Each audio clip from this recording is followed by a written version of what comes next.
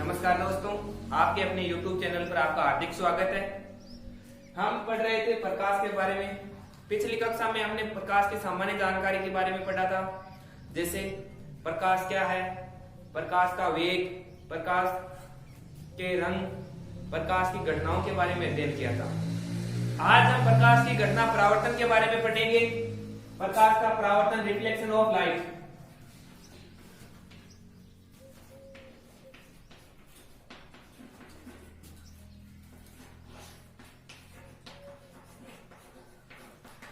Reflection of light, प्रकाश का परावर्तन। तो प्रकाश का परावर्तन, जब प्रकाश की किरण किसी सतह से टकराकर पुनः उसी दिशा में लौट जाती है तो प्रकाश की इस घटना को प्रकाश का परावर्तन कहते हैं। एक बार पुनः, जब प्रकाश की किरण किसी सतह से टकराकर पुनः उसी दिशा में लौट जाती है तो प्रकाश की इस घटना को प्रकाश का परावर्तन कहते हैं। जैसे ये कोई सतह है, ये प्रकाश की किरण आपतित हो रही है, यह सतह से टकराने के पश्चात पुनः उसी दिशा में लौट जाती है तो प्रकाश की इस घटना को प्रकाश का परावर्तन कहते हैं। जो किरण आती है आपतित किरण कहलाती है, टकराने के पश्चात जो पुनः लौटती है उसे परावर्तित किरण कहते हैं।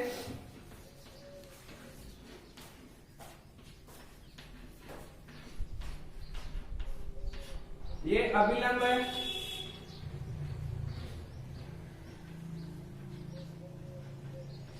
जो सतह के साथ 90 डिग्री का कोण बनाता है। ये मीडियम फर्स्ट, ये मीडियम सेकेंड। अब परावर्तन, परावर्तन के प्रकार यानी टाइप्स ऑफ रिफ्लेक्शन।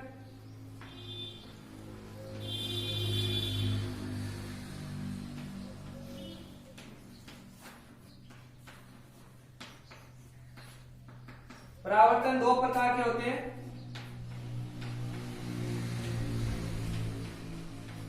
नंबर 1, नियमित परावर्तन।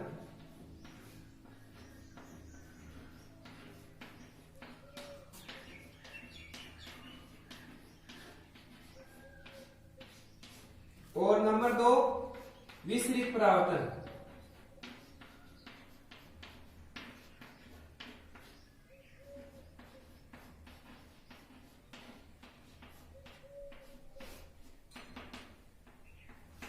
नियमित परावर्तन चिकनी सतह पर होता है,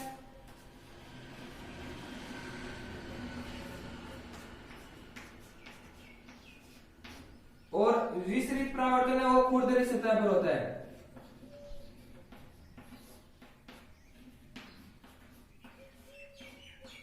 अब नियमित परावर्तन, जब प्रकाश की किरण किसी चिकनी सतह से टकराकर पुनः उसी दिशा में एक नियमितता के साथ परावर्तित होती है तो इस परावर्तन को नियमित परावर्तन कहा जाता है। जैसे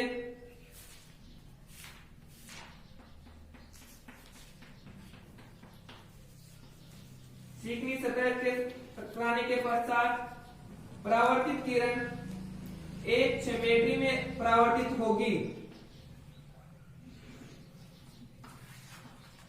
यह परावर्तन होता है, यह नियमित परावर्तन कहलाता है।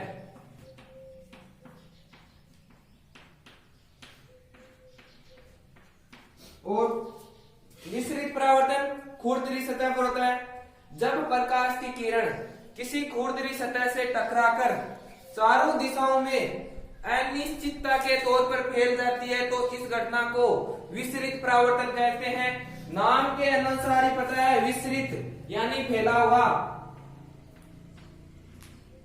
विसरित यानी फैला हुआ। तो जिस परावर्तन में परावर्तित किरणें चारों दिशाओं में फैल जाए अनियमितता के साथ, उस परावर्तन को हम विसरित परावर्तन कहते हैं। विसरित परावर्तन खुरदरी सतह पर होता है। इसका एग्जाम्पल हमारे घरों में गेट से या रोशनदान से से सूर्य की किरणें आती है तो सामने की दीवार के टकराने के पश्चात वो चारों कमरे के चारों दिशाओं की में फैल जाती है। तो यह परावर्तन है, ये एक प्रकार का विसरित परावर्तन है। इसका डायग्राम देखो, यह एक ऊर्ध्वी सतह है, तो इससे टकराने के पश्चात किरणें किसी भी दिशा में अनियमितता के साथ परावर्तित होगी।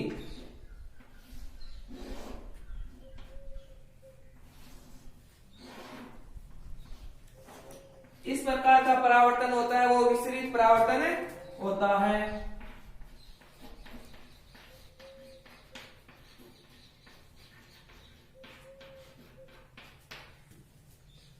परावर्तन जब प्रकाश की किरण किसी सतह से टकराकर उसी दिशा में लौट जाती है तो इस घटना को प्रकाश का परावर्तन कहते हैं। प्रकाश के परावर्तन में हमारे पास आपतित किरण होती है, परावर्तित किरण होती है, अभिलंब होता है, माध्यम 1 और माध्यम 2 यानी मीडियम फर्स्ट और मीडियम सेकंड होता है। परावर्तन दो प्रकार का होता है, विसरित और नियमित। नियमित परावर्तन चिकनी सतह पर होता है जबकि विसरित परावर्तन खोरदरी सतह पर होता है। अब हम पढ़ेंगे परावर्तन के नियम।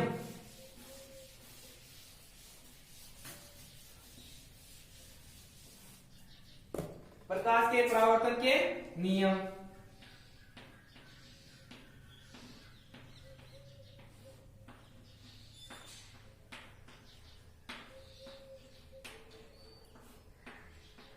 परावर्तन के दो नियम है। पहला नियम, आपतित किरण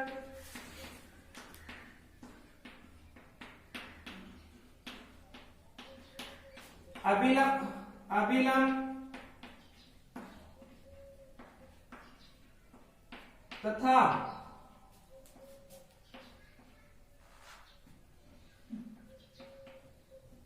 परावर्तित किरण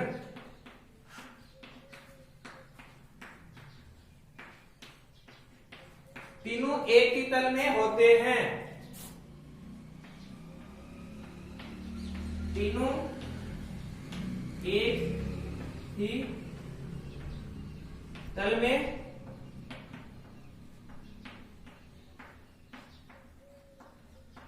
होते हैं। पहला नियम है परावर्तन का, आपतित किरण अभिलंब व परावर्तित किरण तीनों एक ही तल में स्थित होते हैं। दूसरा, आपतन कोण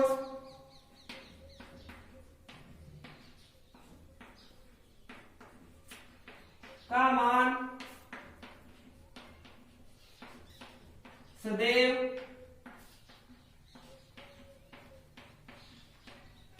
परावर्तन कोण के बराबर होता है।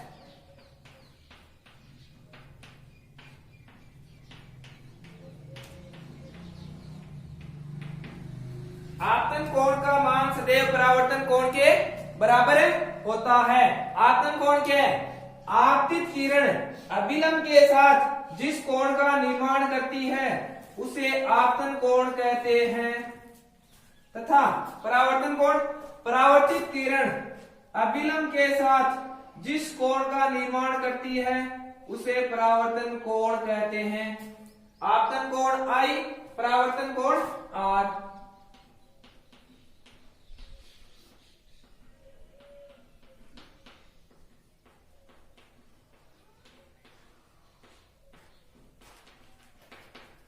तो कोण I इक्वल टू कोण R, यह हमारे पास परावर्तन का दूसरा नियम है। अब हम प्रकाश के परावर्तन के कि ये कहाँ काम आता है, क्या हमारे दैनिक जीवन में क्या उपयोग है। तो परावर्तन की घटना किस में होती है बताओ, देखें किसमें सबसे ज्यादा? दर्पण में। तो दर्पण के बारे में पढ़ेंगे हम।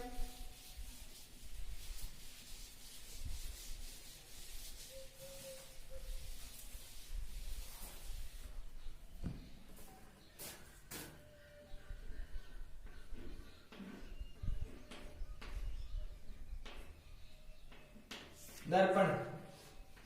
दर्पण क्या है? दर्पण एक प्रकार की प्रकाशीय युक्ति होती है जो आपके परावर्तन की घटना पर कार्य करती है। तो दर्पण एक प्रकाशीय युक्ति है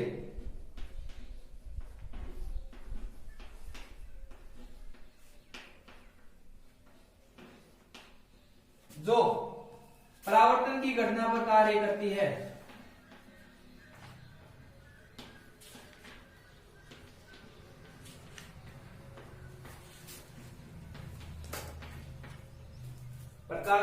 दर्पण एक प्रकार से युक्ति है जो परावर्तन की घटना पर कार्य करते हैं। टाइप्स ऑफ दर्पण, दर्पण के प्रकार। मिरर, तो दर्पण होता है वो दो प्रकार का होता है, समतल दर्पण और गोलीय दर्पण।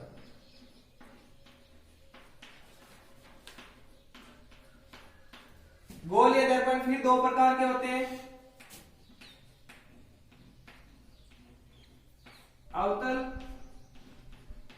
दर्पण और उत्तल दर्पण। समतल दर्पण जिसका परावर्तक पृष्ठ समतल होता है समतल दर्पण कहलाते हैं। गोलीय दर्पण जिसके परावर्तक पृष्ठ वक्र हो गोलीय दर्पण कहलाते हैं। गोलीय दर्पण एक रखे हुए गोले के भाग होते हैं। हम पहले समतल दर्पण के बारे में पढ़ेंगे। समतल दर्पण में प्रतिबिंब का निर्माण।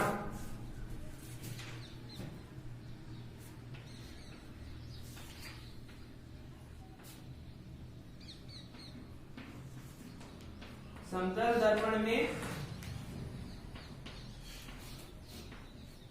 प्रतिबिंब का निर्माण।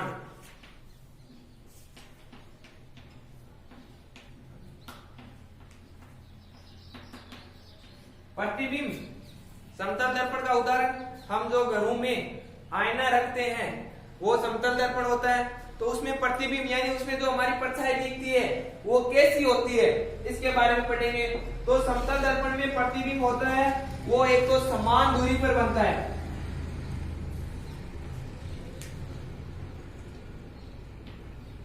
दूसरा समान आकार का, समान दूरी, समान आकार, आभासी यानी काल्पनिक,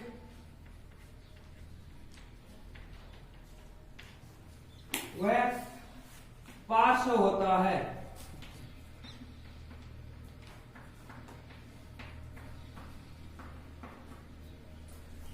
समतल दर्पण में प्रतिबिंब समान दूरी पर समान आकार का आभासी व पार्श्व होता है।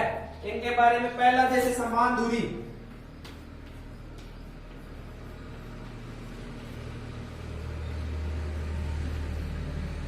तो ये एक जैसे अपने पास समतल दर्पण है,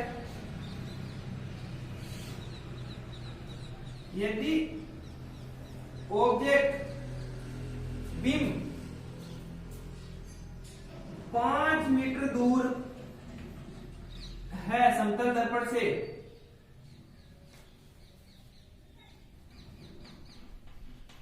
जो बिंब है वो यदि समतल दर्पण से 5 मीटर दूर है तो प्रतिबिंब समतल दर्पण से भी 5 मीटर ही दूर होगा।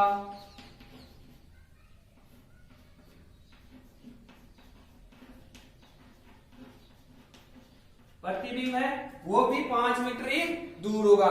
जैसे हम यदि अपने घर में आईने के सामने 2 फीट दूर खड़े हैं तो अपनी परछाई भी दर्पण में दर्पण से पीछे की ओर 2 फीट दूर ही दिखेगी। नंबर 2, समान आकार का, यदि दर्पण है वो 4 फीट खड़ा है, ऊंचाई है उसकी 4 फीट की है तो प्रतिबिंब की भी ऊंचाई 4 फीट ही होगी। तीसरा है आभासी, तो आभासी यानी हम आईने में परछाई देखते हैं वो रियल में तो है नहीं, एक सिर्फ कल्पना ही कर रहे हैं, तो इसका मतलब समतल दर्पण में जो प्रतिबिंब बनता है वो आभासी होता है। और अगला है पार्श्व, ये थोड़ा विशेष देखना पार्श्व प्रतिबिंब, पार्श्व प्रतिबिंब।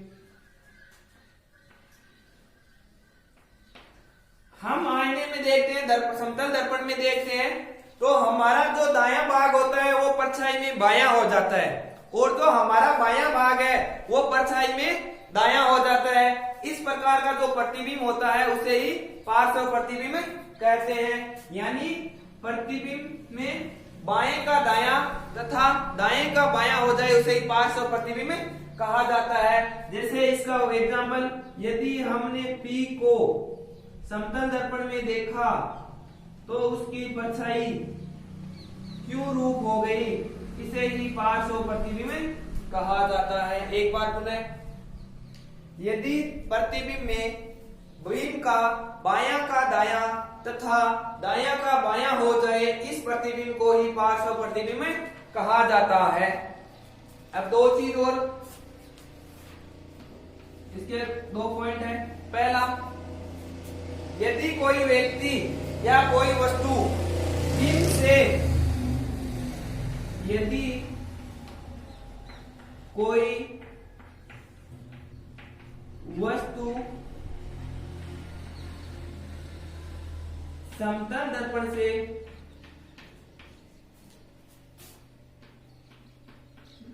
v वेग से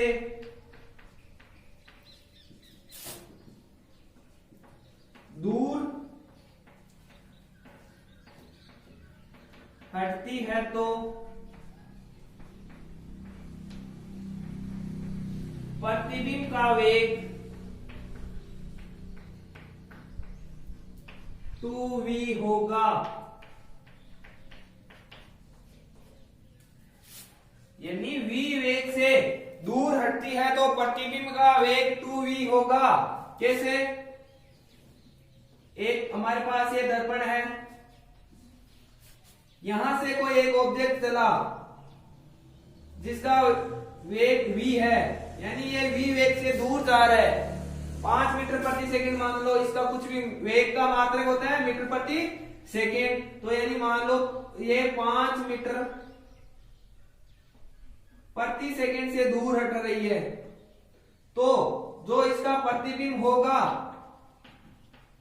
वो 2v वेग से दूर हटेगा, यानी ये 10 मीटर प्रति सेकंड के वेग से दूर हटेगा। इसी हिसाब से यदि कोई वस्तु v वेग से दर्पण की ओर आ रही है तो जो वस्तु का प्रतिबिंब है वो 2v वेग से दर्पण की ओर आएगा, ये ध्यान रखना है।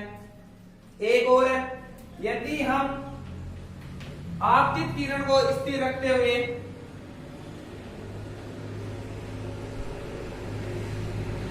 आपतित किरण को स्थिर रखते हुए दर्पण को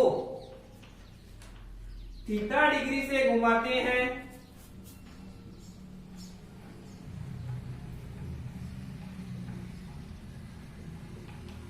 तो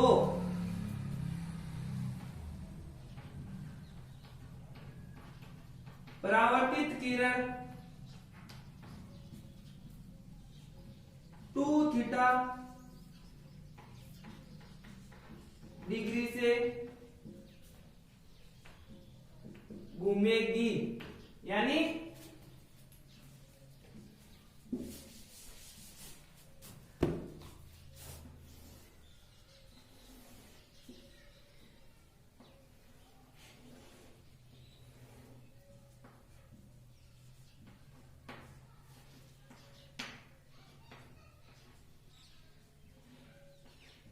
अब जैसे ये दर्पण है, हमारे को आपतित किरण को स्थिर ही रखना है, सिर्फ ये जो दर्पण है इसको हमारे को थीटा डिग्री से घुमाना है। जैसे ये यहां था, हमने इसको यहां से यहां थीटा डिग्री से घुमा दिया,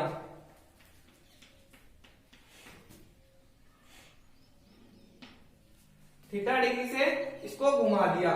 तो आपतित किरण को तो स्थिर ही रखना है। अभिलंब क्या करेगा, अभिलंब भी घूमेगा। अभिलंब होता है वो दर्पण की सतह से 90 डिग्री पर होता है। तो मान लो ये अभिलंब जो ये था यहां आ गया थीटा डिग्री से, अभिलंब थीटा से घूमा तो परावर्तित किरण है वो भी अभिलंब के साथ उतने डिग्री से घूमेगी थीटा से। तो ये परावर्तित किरण नहीं है, वो बन गई आर। अब देखो पहले वाले अभिलंब के साथ जो नई परावर्तित किरण है उसका मान कितना हुआ, थीटा प्लस थीटा 2 थीटा।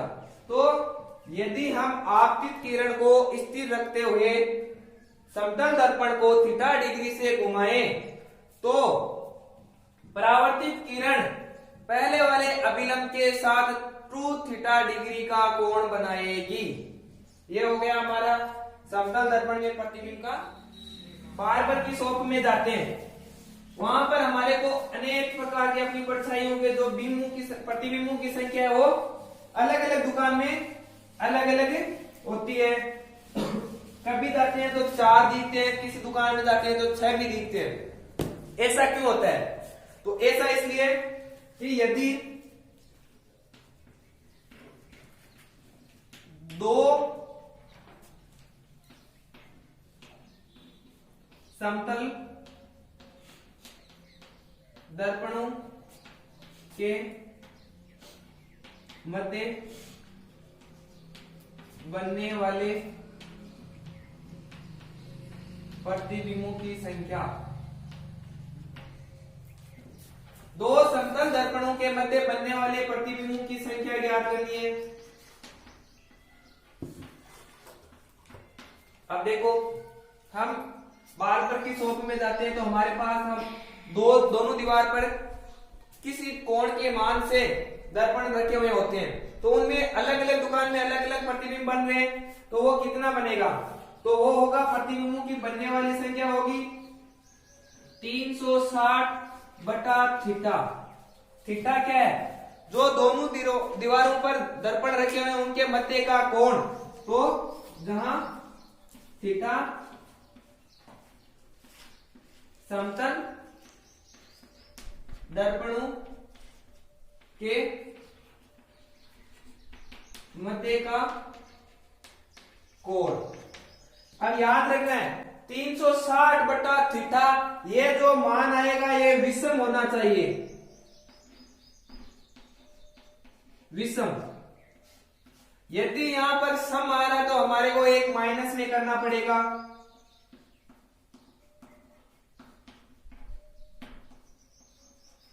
सम संख्या आ जाए तो -1 करके वापिस उसको विषम संख्या ही बनाना है। ये तो हो गया 360 बटे थीटा। इसका एग्जांपल देखो कि 2 समतल दर्पणों के मध्य 90 डिग्री का कोण है, तो उसका हम मान निकालते हैं तो 360 बटे 90, 4 क्या एक सम संख्या, लेकिन 360 बटे थीटा का मान है वो विषम संख्या आना चाहिए। तो 4 - 1 करेंगे यानी 3 प्रतिबिंब बनेंगे, हमारे को 3 परछाई दिखेगी।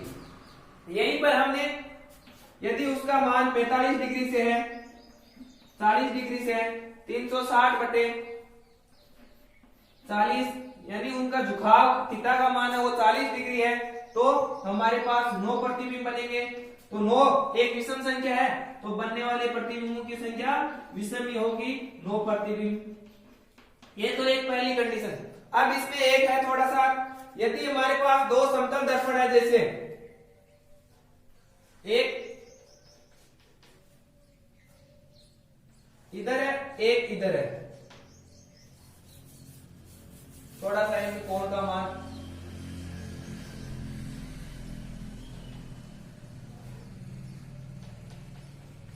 ऐसे, तो यहां पर कोई बिंब है, उसके मध्य बनने वाले प्रतिबिंबों की संख्या 360 बटा थीटा एक विषम संख्या होगी। लेकिन यदि जो ऑब्जेक्ट है इनके बीच में हो, यानी यह कुल दूरी 4 मीटर है और इधर इसकी दूरी 2 मीटर है और इधर भी इसकी दूरी 2 मीटर है, तो फिर प्रतिबिंब कितने बनेंगे? तो हमारे पास यदि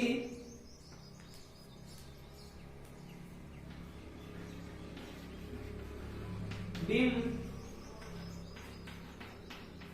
दर्पणों के समद्विभाजक पर हो तो बनने वाले प्रतिबिंब की संख्या